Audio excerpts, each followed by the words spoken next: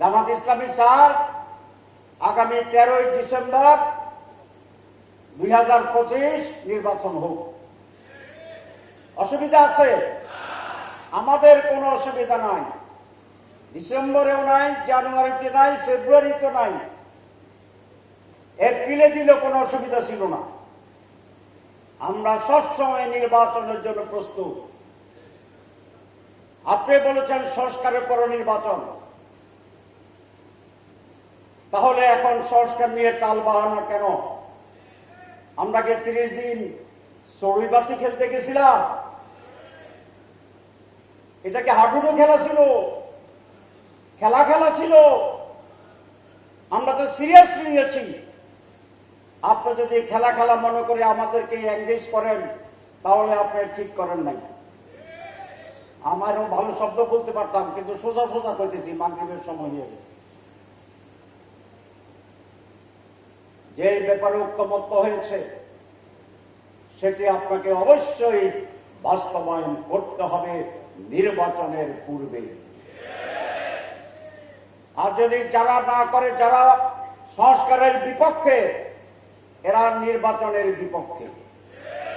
বিপ্লবের চেতনার রেজাল্টেন্ট হিসাবে যাদেরকে আস্থা রেখে এই জাতি ক্ষমতায় বসিয়েছিল, আমরা আশা করেছিলাম কমপক্ষে তারা একটি নতুন যাত্রা শুরু করতে পারবে।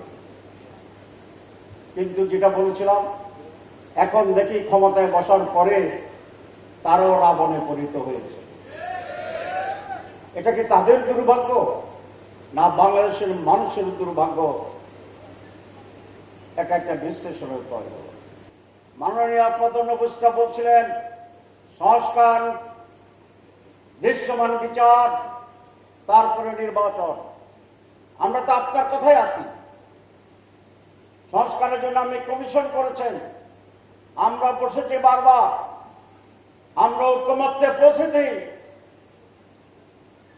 এখন এটার বাস্তবায়ন, এটাই আপনার দায়িত্ব। আপনি বাস্তবায়ন না করে তারিখ ঘোষণা করে দিচ্ছেন।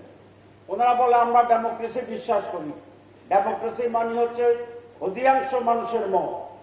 তো পিয়ারে তো 72% মত দিছে। তাহলে জনগণ পিয়ার বুঝে না না বুঝলে 72 দিছে কেমনি? না দিলে 39 দেয় নাই কেমনি? তাহলে বুঝে তো বুঝে 71 ভাগ দিছে। 71 ভাগ দিলে এটা মেজরিটি, এটা তো গণভোট হয়ে গেছে পিয়ারের ব্যাপারে।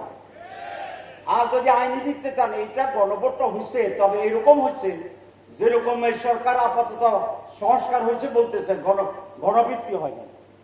পিয়ারও হয়েছে, সংস্কারও হয়েছে, দুইটার কোনো আইনগত ভিত্তি হয়নি। এই জন্য পিয়ারকেও গণভোটে দেন, সংস্কারকেও গণভোটে দেন, নির্বাচন কয় তারিখে হবে এটাও গণভোটে দেন। সবটা মিলে একটা প্যাকেজ গণভোট করেন। জনগণ যাহা বলিবে আমরা তাহাই মানিয়ে নিব। আমরা কি ডেমোক্রেসির কথা বলছি না স্বৈরতন্ত্রের কথা বলছি? ডেমোক্রেসি। আর যারা মেজরিটিকে না মেনে ক্ষমতায় যেতে চায়, এটার নাম কি? ফ্যাসিবাদ, স্বৈরাচার। আমাদের বন্ধুরা যখন বলে যে আমরা ক্ষমতায় গিয়ে এটা পূরণ করব, তখন আমি খুব ভয় পাই। কেন ভয় পাই? আপনারা যে ক্ষমতায় যাবেন, এই গ্যারান্টি পাইলেন কোথায়? এই গ্যারান্টি তো হাসিনা পাইছিল। হাসিনা আগেও জানতো ভোট ছাড়া আমি এমপি, আমি সরকার, সেজন্য সে আগে বলে দিতে 41 পর্যন্ত সে প্ল্যানিং ঘোষণা করে দিছে। তাহলে আপনারা যে যাইবেন, যাইয়া করবেন, এই গ্যারান্টি কোথায় পেলে? এখানে ষড়যন্ত্রের গন্ধ পাওয়া যায়, একটি ব্ল্যাক পরিকল্পনার গন্ধ পাওয়া যায়। যেন ভাবে ভোট কেটে নির্বাচন হওয়ার আর একটি গন্ধ পাওয়া যায়। লাস্ট কথা হচ্ছে, 7টা মেজর দল বাংলাদেশে, একটার নাম বিএনপি, একটার নাম জামাত ইসলাম, একটার নাম ইসলামী আন্দোলন, একটার নাম এনসিপি, একটার নাম আমাদের বাচ্চাবাদল ইসলামী খেলাফত মজলিস, দুই যেটাই আছে, নেজামে ইসলাম, তারপরে খেলাফত মজলিস, এরপরে বাংলাদেশ খেলাফত মজলিস, এরপরে খেলাফত আন্দোলন, এরপরে গণ অধিকার, এনসিপি, এই সবগুলা যোগ, শুধু একটা দল বাইরে আছে,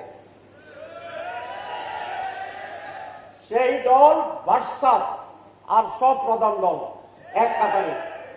তাইলে তাইলে আল্লাহর রহমতে, বলেন আল্লাহর রহমতে, ইনশাআল্লাহ, আল্লাহর দয়ায়, আল্লাহর ব্লেসিংয়ে এদেশের মানুষের কল্যাণের জন্য, মুক্তির জন্য 54 বছর আমরা স্বাধীনতা ভোগ করতে পারি নাই।